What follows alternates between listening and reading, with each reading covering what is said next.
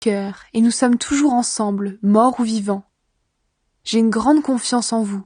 Je suis très fier de vous. Je suis plein de courage. Je suis rempli d'une très grande joie malgré toutes nos souffrances. En effet, quand nous sommes arrivés en Macédoine, nous n'avons pas eu de repos. Au contraire, nous avons rencontré toutes sortes de difficultés, des luttes autour de nous et la peur dans notre cœur.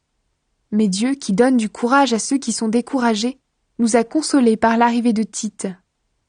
Ce n'est pas seulement l'arrivée de Tite qui nous a consolés, c'est aussi l'encouragement que vous lui avez donné. Il nous a dit que vous aviez très envie de me voir. Il nous a parlé de votre tristesse, de votre ardeur à me défendre. Alors ma joie a été encore plus grande. Si mon autre lettre vous a rendu triste, je ne le regrette pas. Oui, je le sais bien, cette lettre vous a rendu triste pendant un certain temps. Je l'ai peut-être regrettée, mais maintenant je suis dans la joie. Ce n'est pas à cause de votre tristesse, mais parce que cette tristesse a changé votre cœur. Elle a plu à Dieu, et ainsi, nous ne vous avons fait aucun mal. En effet, la tristesse qui plaît à Dieu change notre cœur. De cette façon, nous pouvons être sauvés, et nous n'avons pas à regretter cette tristesse. Mais la tristesse qui ne change pas le cœur produit la mort. Votre tristesse a plu à Dieu. Regardez maintenant les résultats. Mais oui, quelle rapidité pour agir, quelles excuses, quels regrets, quelle peur de mal faire, quelle envie de me revoir, quelle ardeur, quelle volonté de punir le coupable.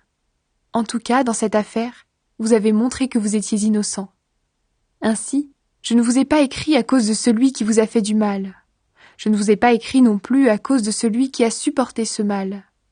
Mais j'ai voulu vous montrer devant Dieu que vous étiez prêt à agir activement pour nous. Voilà ce qui nous a encouragés. En plus de cet encouragement, nous avons été encore plus heureux à cause de la joie de Tite. Oui, vous tous, vous l'avez rassuré. Devant lui, c'est vrai, je me suis montré assez fier de vous, mais je n'en ai pas honte. Nous vous avons toujours dit la vérité, et cela prouve une chose. J'ai eu raison de me vanter à votre sujet devant Tite. Il se rappelle combien vous étiez tous prêts à obéir, et comment vous l'avez reçu avec grand respect et en tremblant. C'est pourquoi son amour pour vous est encore plus grand. Je suis heureux de pouvoir compter sur vous pour tout.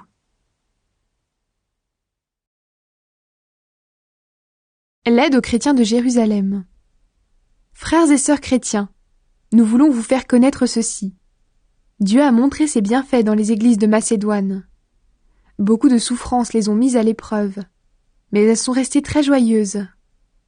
Et elles ont donné beaucoup, sans compter, malgré leur très grande pauvreté.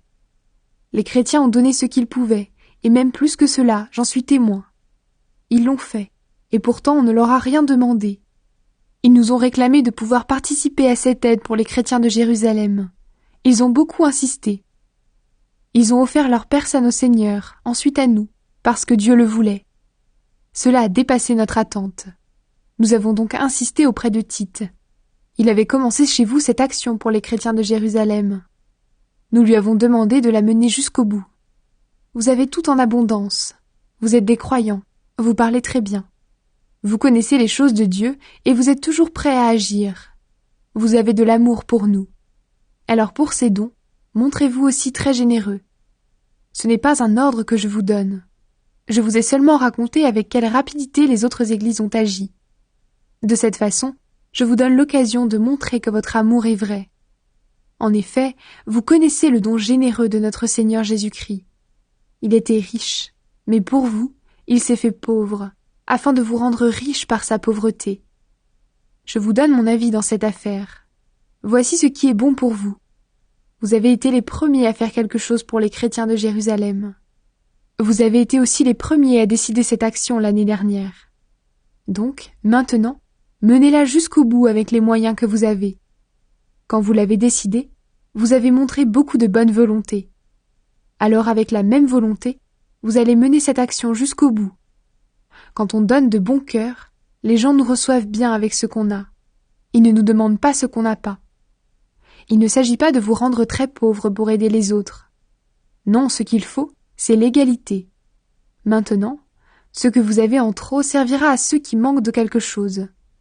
Ainsi un jour, quand vous manquerez de quelque chose, ce qu'ils auront en trop vous servira. Cela fera l'égalité. Les livres saints le disent. Celui qui a récolté beaucoup n'a rien en trop. Celui qui a récolté peu de choses ne manque de rien. Tite et d'autres chrétiens sont partis à Corinthe. Remercions Dieu. Je désire beaucoup vous aider. Eh bien, Dieu a mis dans le cœur de Tite le même désir. Tite a accepté notre demande, et avec plus d'ardeur encore. Il a lui-même décidé d'aller chez vous. Avec lui, nous avons envoyé un autre frère. Toutes les églises disent du bien de celui-ci, à cause de son travail pour annoncer la bonne nouvelle. Ce n'est pas tout. Les églises l'ont désigné pour qu'il vienne avec nous distribuer l'aide reçue.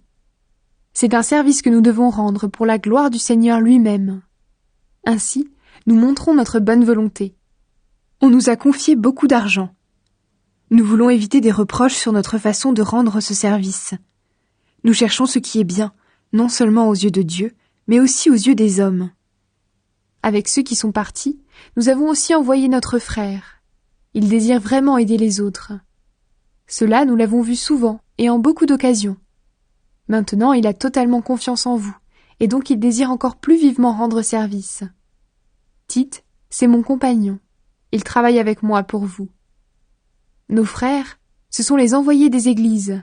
Ils agissent pour la gloire du Christ. Aussi, montrez-leur que vous les aimez vraiment. Alors les églises en seront sûres, et elles sauront que nous avons raison d'être fiers de vous.